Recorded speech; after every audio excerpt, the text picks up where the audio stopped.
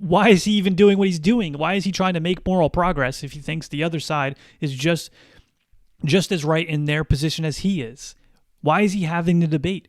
And he says that he can appeal to other emotions to bring them to his side. But why is he trying to bring them to his side?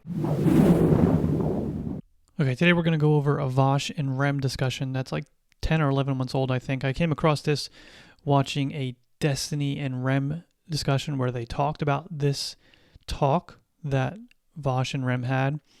And it sounded pretty interesting, so I took it upon myself to look it up and watch it. And we're going to go through it because it's pretty wild. I didn't know Vaush was an anti-realist, and I was blown away by the claims he was making and how he was biting the bullet on just some of the most egregious things I've ever heard.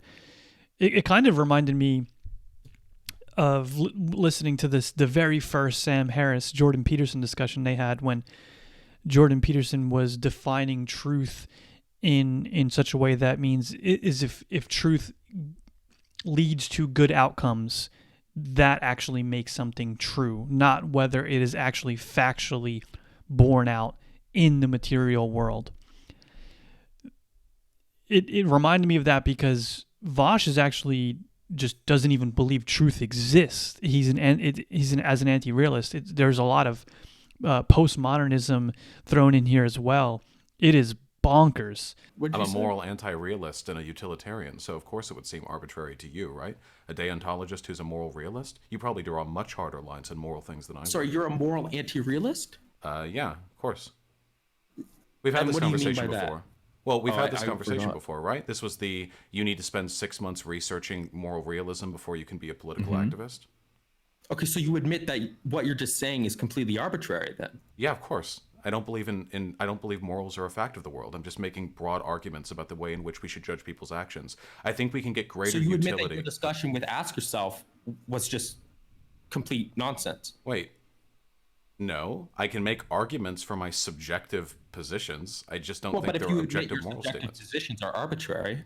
Yeah, that's because they're subjective. Yeah, I don't think there are objective moral positions. Right, so there's nothing that Ask Yourself could ever say to you. No, he can make arguments. Ever change your mind. Wait, no, he can just make arguments. I think that morals are subjective, but I've had my mind changed on plenty of things before. He pushed you on this point, which is essentially you're drawing the line arbitrarily, and you just say, well, yeah, that's it. But if that's the case, then you can justify. Okay, so this is insane. Moral anti-realism is where your brain goes to rot. It's just pure bonkers. So he doesn't actually believe that there are morals, objective moral truths, and we'll get into it later as you'll see. He doesn't actually even believe in objectivity or truth at all. This is not only dangerous because he has a large platform, it's dumb. These are the people that you want nowhere near power. Nowhere near power.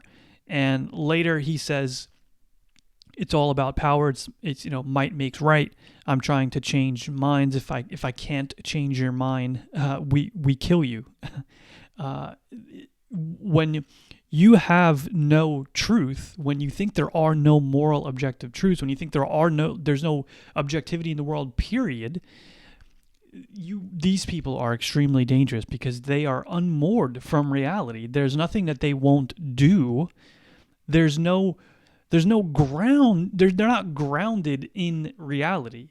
So they will bend and make themselves malleable in such a way that they will try to obtain as much power as possible, regardless of any objective reason or truth about the universe. Rem's position on this, I don't know. He says Vaush calls him a moral realist. Good. That's same as myself. So, when you talk about moral realism, you have moral absolutism, which is there are hardline absolute standards of moral truths. Then you have moral relativism, which really means that there are more than one correct position to hold about certain moral standards. And but they're both under the main topic of moral realism. And then you have on the other side, which would be moral anti-realism, which is just pure. It's lunacy. It's pure there. So we define, if everyone defines morality as well-being, we do what we think is moral because we try to reach a more a better state of well-being. And you can say you can't get past the is ought Hume guillotine as it is, but you don't really have to get past it, right? Because it doesn't matter whether you ought to do it. Everyone does do it. Everyone lives their life as if they're trying to increase their well-being and hopefully the well-being of others around them. So you may say, oh, you can't draw that ought and say we ought to do this. Why ought we value well-being? We can't get to that, but we do. It's clear as day that we do value well-being. Why ought we?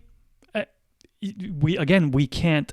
You can't philosophically, logically get to that point, but you don't need to, because everyone does. I'm using my arbitrary subjective value systems that their positions are crap. Most people are fallible and don't have consistent positions. All I really care about is getting them to agree with me. If I can do that through any form of argumentation short of dishonesty, my position would be completely consistent. I suppose so, but just because your position is consistent doesn't mean it can't be moved. You're admitting that you wouldn't be able to refute it, and that my position is just as justified as your position. I think Nazism is, at least it can be, an internally justified position, but I've still convinced people off of that position. Oh, well, so no, if a Nazi comes to you and says, within my position, I'm just as justified, you can't convince me otherwise, then... Yeah, of course, that's subjective morals. The only thing you can... This is where it gets really insane. So he, again, as an anti-realist, and he thinks that morals are completely subjective, this is where your brain goes to rot, because he's saying within the moral framework, a Nazi is justified within their society. No, right? Especially not for Vaush, because he is saying he's a utilitarian, which is to maximize well-being for the world. How are you maximizing well-being if you believe that within their moral framework, within their society, they're just as right as you? You're not maximizing well-being. And you're also somehow, in a weird way, not even defining morality as well-being. And that's what it is. That's what it is. Whether you think it is or not, that's what it is for all of us. And it also completely does away with any moral progress. So even within your own framework. So why would you want to refine your own, even in Vaush's case as an anti-realist, your own subjective morality? Why would you want to refine and progress and make yours better if there is no better? There is no better. If everything is subjective and there's nothing to actually strive for, their system is just as good as yours within their own framework, there's no such thing as moral progress then. What are you doing? Like it's extremely nihilistic as well. So let me clarify, okay? There are axiomatic positions that a Nazi could hold that would lead to Nazism being internally consistent. If, for example, you are of the opinion that that hierarchy is valued, that one should believe in tradition and homeland above all, and that you have like axioms that kind of line up with those. He's saying Nazism could be internally consistent. But why are you trying to argue them off of their position then, if you think that they are morally consistent and they're morally just as right as you are within their own framework? If you don't think that your framework is better and that your framework is a better means of reaching well-being, why would you argue with them and try to argue them off their position? That makes no sense. If you think that they are just as right in their framework as you are, why are you trying to argue with them? Unless you actually don't think that, and you think your moral framework is better, is a better way to live, it's a better way to reach the well-being, that's why you're arguing with them. And you're trying to show them that your moral framework is a better one to live by than theirs. And you show that to them by showing them that your moral framework actually maximizes well-being better than theirs. And so at the very end, that would mean that yours is able to be factually proven that you actually reach a better state of well-being.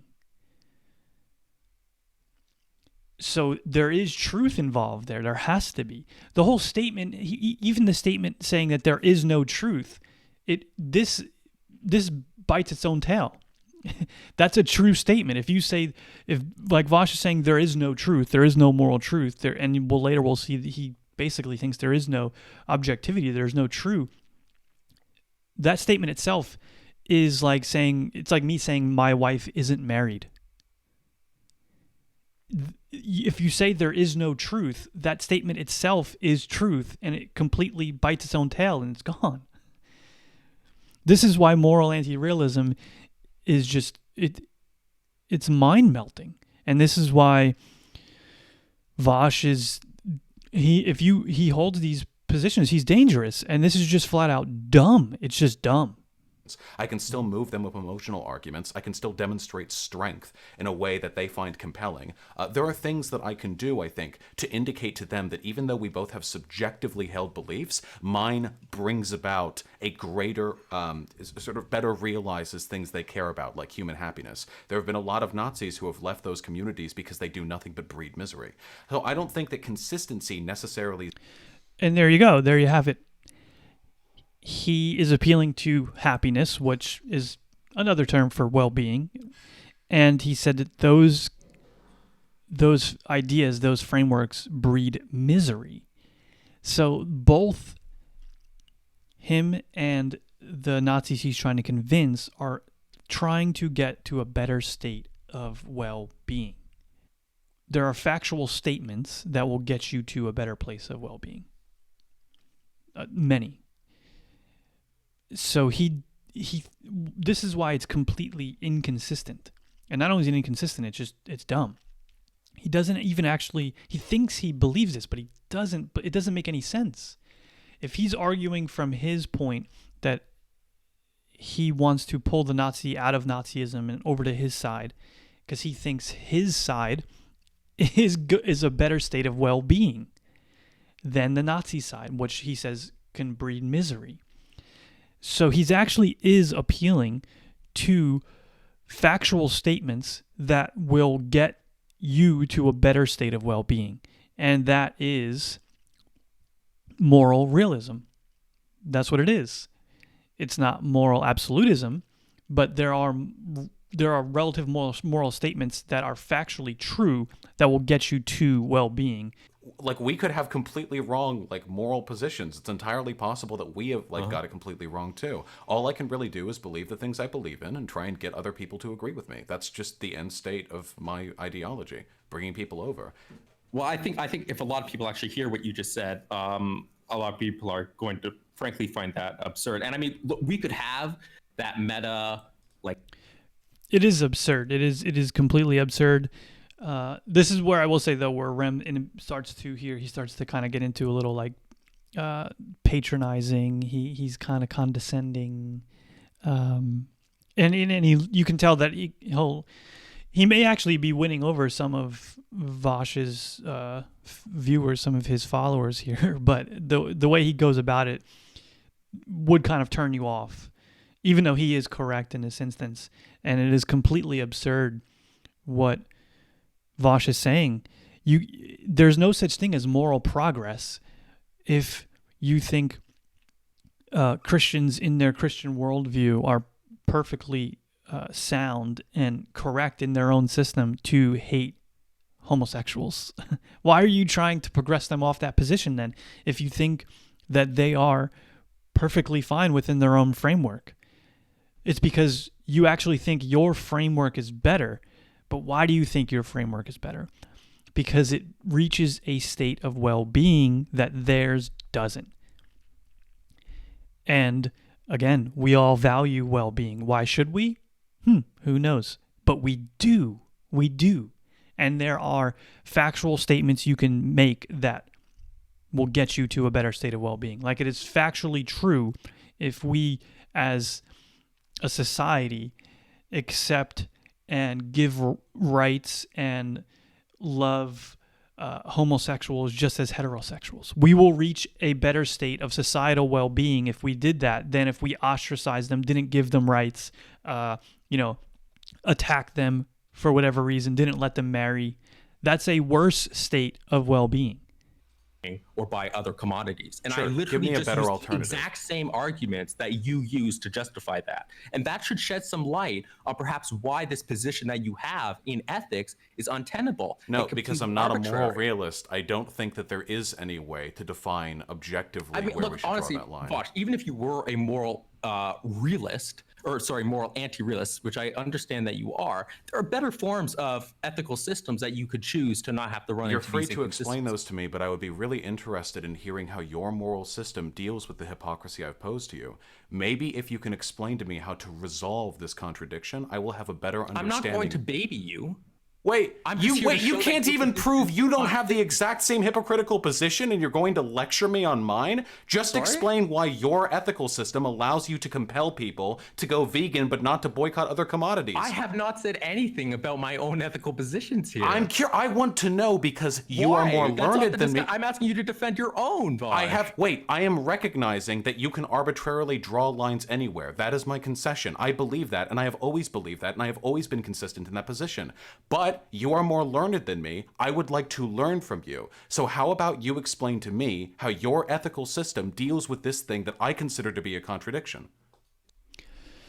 Okay, so this is what I was saying before. This is where Rem kind of gets very condescending, and Vaush really is just like trying to reach out for some help here to think through this topic, and he knows Rem knows more about philosophy, and Rem could have done a better job here in doing so, and just kind of helping him think through this and walk through it with him, and he doesn't do that, and it's a shame because it probably stops people on Vaush's side from actually coming to Rem's side. Sometimes, when you're having a debate, you're having a discussion, you obviously want to be factually more correct than the other side, and you want to pull them over. But sometimes you got to just, a little kindness can go a long way in the process, and being, a good faith actor. So you acknowledge that your system has severe deficiencies. I don't think it's a deficiency. I think it's a fact of the world that moral positions are arbitrary, and the best thing that we can do is try to resolve our differences Then why do you without care appealing about to an my objective positions if morality. everything's arbitrary? Because I can learn from you. Are you What seriously are you not learning? going to You're learning answer? another arbitrary thing in the world. Yeah. And that's where you can tell where Vaush is confused here, because he said, why are you worried about my position if it's arbitrary? And he says, I can learn from you. No, he's worried about his position, really, because Vaush thinks his positions are better because he thinks that his positions get him to a better state of well-being. So Rem, he's going to try to argue with the other side to pull him to his side, to get him to think in his moral framework, because he thinks his moral framework is the better one to reach well-being. And Rem is right. That's why he says, why are you bothering with my side? Why are you bothering with my arbitrary position? And he's bothering with it because he actually does think that his side is more correct, is going to get Rem to a better state of well-being. And there are factual statements we can make that will get you to a better state of well-being. And whether or not Vaush actually realizes that, it's actually what he's, in a way, advocating for, but doesn't even realize it. By eating meat, right? Okay. And you pose a given solution, but in that solution, it's an invalid argument that It's not invalid, it's arbitrary. Like all moral positions that I have, it's arbitrary. My desire for human health and happiness is arbitrary. It's something that I came at through emotional means. It's only because it makes me feel good. Okay. No. So that. And there you have it again. His desire for happiness and feeling good, which is well-being, is arbitrary. But it's really not, because everyone does. Why should we? It doesn't matter. Everyone does, though. Everyone strives for a higher state of well-being, for more happiness. So it just is the fact of. It's not arbitrary. Everyone does. You wouldn't be arguing with anyone in their moral framework and try to pull them over to your side if you didn't actually think your side was a better state of well-being. Quickly, just to clarify, because we may have moved a little while from the year ago, okay? If I want to go on and say, hey, slavery should be illegal, or like gay marriage should be legal, do you think I need to have a degree in philosophy to advocate for that position? I'm sure you read my posts on this, yes, right? no. And I even said it in the original video, that it needs to be consistent with nearly every single moral framework. And there's not a single moral framework that really exists in the literature at all that is consistent with literally enslaving minority groups. Wait. Okay. So you don't... So, no one's saying that you have to have a degree in philosophy to hold these positions. If you're, but if you are a YouTuber, or if you are a content creator and you have a decent enough following, you don't have to have a degree in philosophy, but you should have enough of a philosophical stance that you can defend as to why you think slavery is... policies should be against, because why are you advocating for policies against it in this example he has here? Because you think slavery actually reduces the overall well-being. It is a fact of morals. It is a moral fact that enslaving people would reduce well-being. Could you answer why we should value well-being? No, but it doesn't matter. Everyone does, again. And so if you're going to say that, if you're going to go on and talk about politics and have a large following, you should have at least a moral framework that you can defend that isn't moral anti-realism as to why you're advocating for certain policies. Because, again, why are you wanting to pull people to your side? Why are you advocating for these policies? It's because you think that it will make the world better. You think that it will increase and maximize well-being of yourself and your fellow citizens of your country or the world.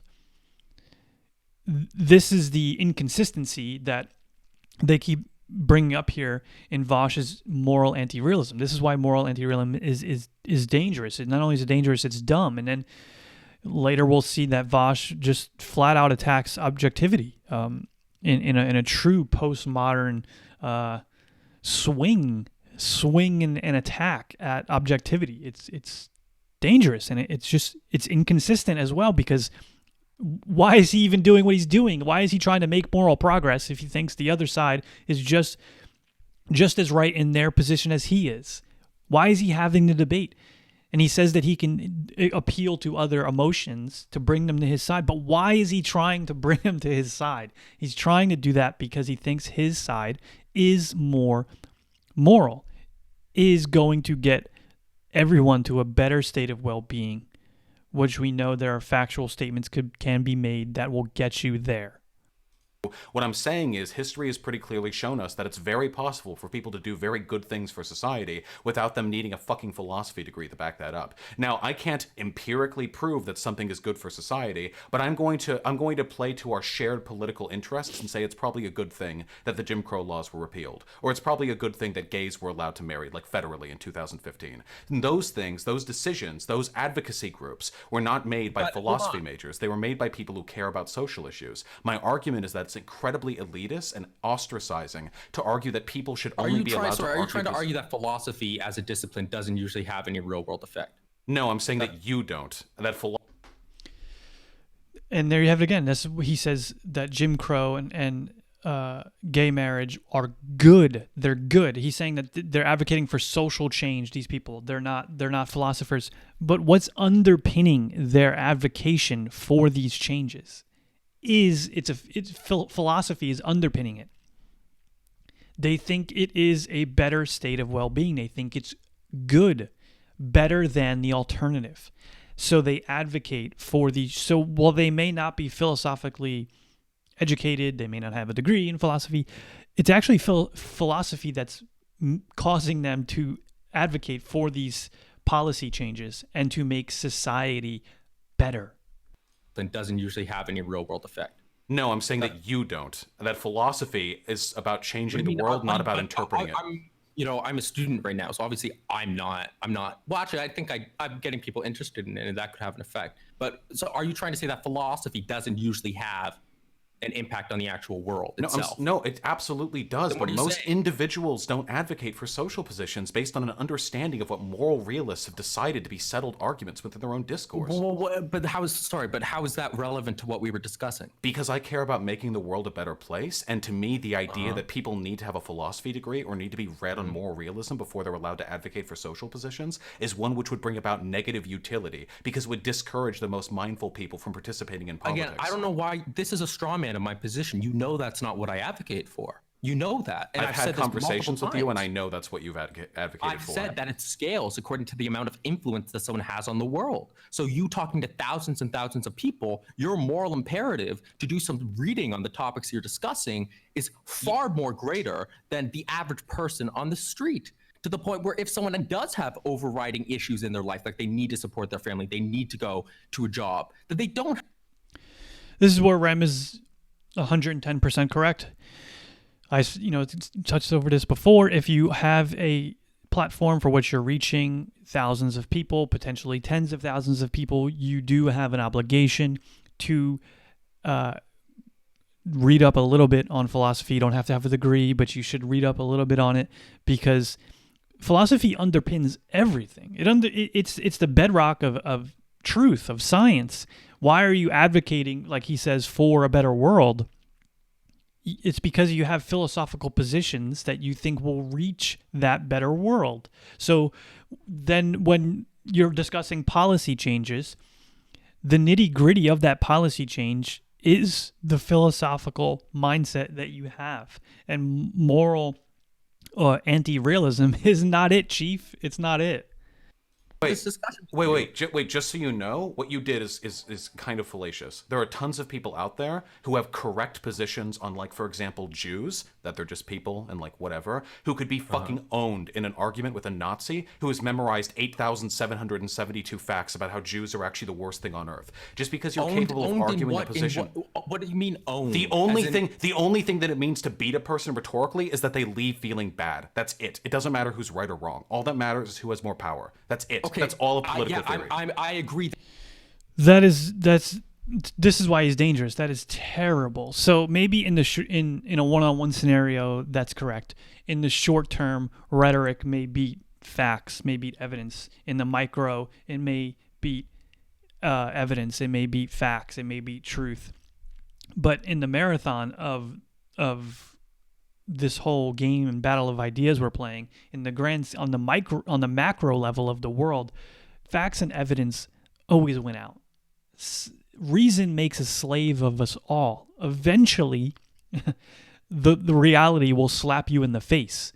And the rhetoric that you speak one-on-one with someone may work in that instance, and it may work in the short term, but in the long term, the shackles of reason will pull you down. We've seen this over and over. Just look at humanity. Just follow the historic line. And that's why this is dangerous for what Vaush will do, because he doesn't think there are moral truth claims. If you don't think there are moral philosophical truth claims, then there really are no truth claims. He will say what has to be said in order to change people's minds. So let's say Vaush's mind's changed, or let's say he has the wrong idea. He will bend everything in his way, regardless of rationality. That's extremely dangerous. These are the type of people you don't want anywhere near power or having a platform, honestly. Hopefully he can be argued off this moral anti-realism. If the moral realist position is true, you are incredibly deeply immoral, right? Like, that's the alternative to your position. Why would I be deeply immoral? Well, because, for example, if deontology is... You would be deeply immoral because you are saying that someone else's moral system that is actually completely immoral and gross and doesn't get us to a better state of well-being is just as correct as yours. So you are saying that if they stayed within their moral framework and you stayed within your moral framework, the world is just fine. But that is deeply immoral because their moral framework may be, as we said before, it may be Nazism. That may be they may want to kill all minorities and Jews, and you have no ground to stand on to say that that's actually immoral if you're a moral anti-realism, because there is no truth, there is no realism, there's no real moral facts about the world.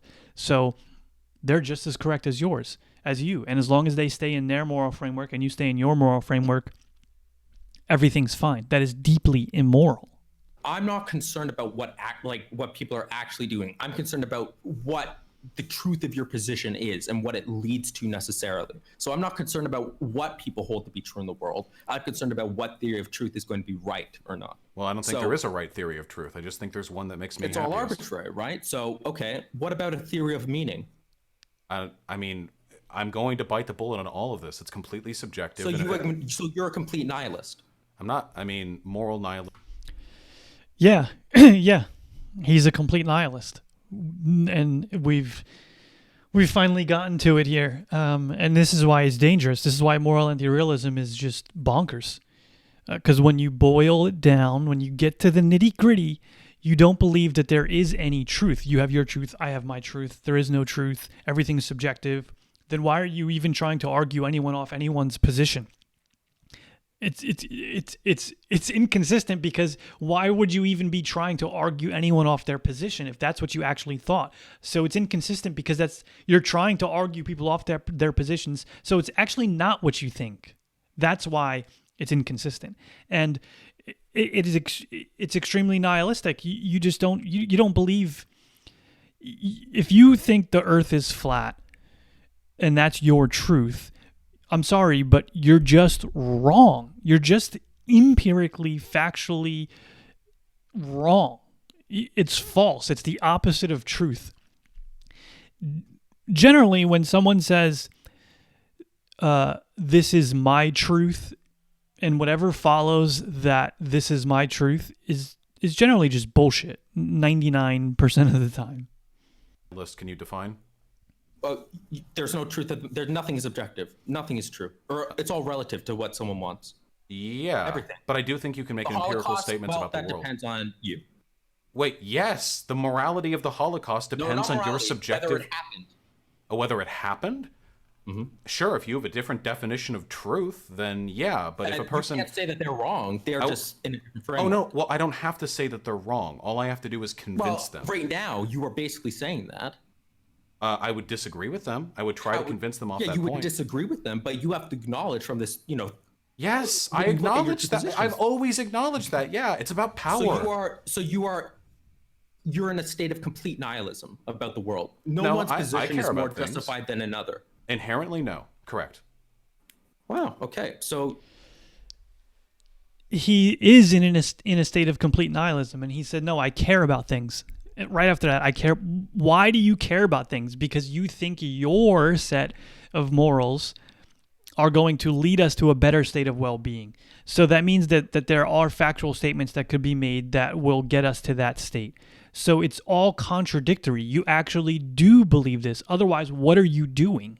Why are you trying to argue people off their position? Even if you think that it's might that makes right, why are you trying to make them right? Because you think your standard, your morals, your worldview is going to get us all to a better state of well-being. And this is why what Rem is saying is true. It's so all just very inconsistent, and it's nihilistic, and that's what makes it dangerous. what is and is not Okay. good, then yeah, that's how history has worked. Yes, historically that is the case. So all virtue ethicists should die. All deontologists Wait, no, should there die. are plenty of good deontologists and virtue ethicists. Why are you acting in such bad faith? I've made it Because pretty I don't clear understand multiple what you're times. saying. I've said You this said multiple that people times. Who I can disagree repeat. with your presuppositions. I can repeat if you would like. Okay, Yeah. people who have such uncrossable moral differences, such irreconcilable moral differences than I, that they end up causing tremendous amounts of harm, I believe those people should be dealt with outside of discourse. For example, if a person was running around murdering others, and I talked to him and But he you said can't he thought, justify doing that is the issue. why do you keep repeating this? This is insane. Because Obviously.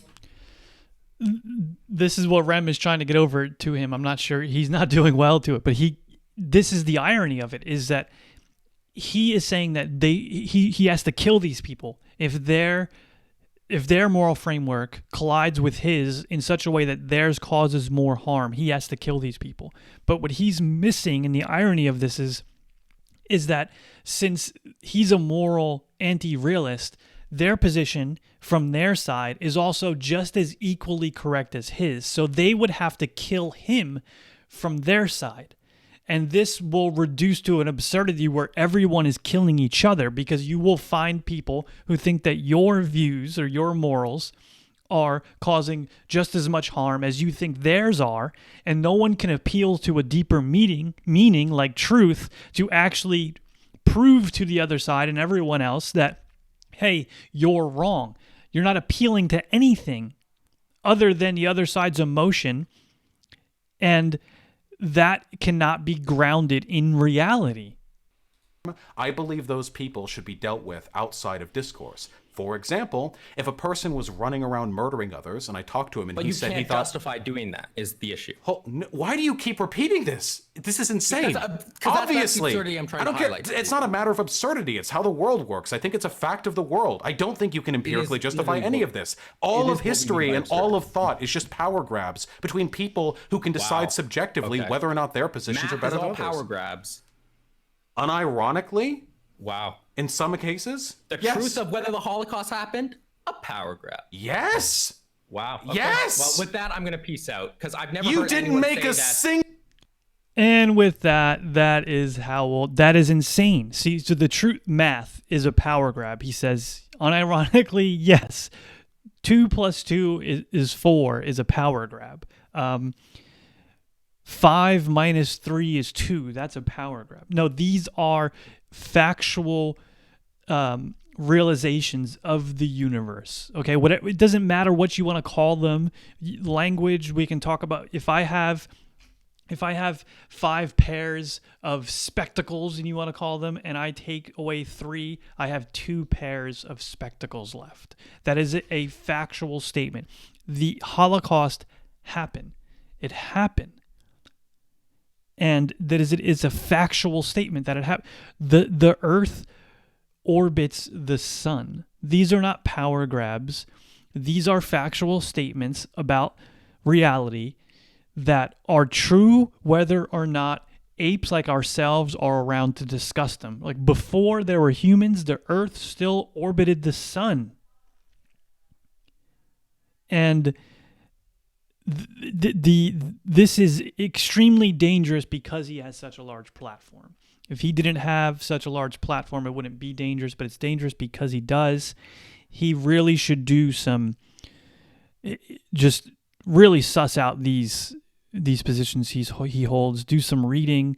Again, if you're going to discuss politics and have a platform, you have to have a baseline understanding of philosophy, and that's what Rem is advocating for. He said multiple times, no, I don't think you have to have a degree in philosophy.